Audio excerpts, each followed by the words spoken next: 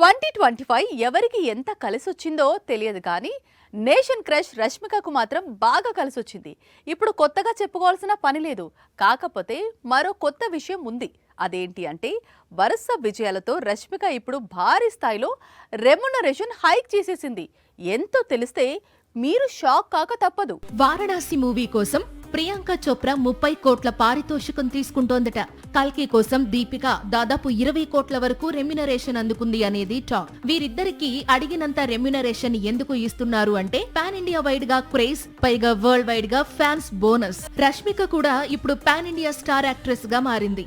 2022లో రష్మిక కొట్టిన hits Indian film ఇండస్ట్రీలో మరో హీరోయిన్ అందుకోలేకపోయింది. 2024లో పుష్ప 2, ఈ ఏడాది చావా, కుబేరా, థమ్మా, గర్ల్ ఫ్రెండ్ లాంటి చిత్రాలతో భారీ విజయాలను అందుకుంది రష్మిక. అందుకే రష్మిక రెమ్యునరేషన్ ఇప్పుడు 10 కోట్లకు పెరిగింది అనేది సమాచారం. పాన్ ఇండియా హీరోయిన్ ప్రమోషన్ అందుకోవడం ఆలస్యం. ప్రస్తుతం తాను నటిస్తోన్న మైసా అనే యాక్షన్ మూవీ కోసం 10 కోట్లు పారితోషికం అడిగిందట రష్మిక. సౌత్ సైడ్ నయనతార అందుకుంటున్న రెమ్యునరేషన్ ఇది. ఇప్పుడు రష్మిక వచ్చి నయనతారను ఈక్వల్ చేసింది. సాక్షి టీవీ ప్రసారాలను నిలిపివేయడం చట్టరీత్యా నేరం. సాక్షి టీవీ ప్రసారాల కోసం మీ స్థానిక కేబుల్ ఆపరేటర్ను వెంటనే సంప్రదించండి.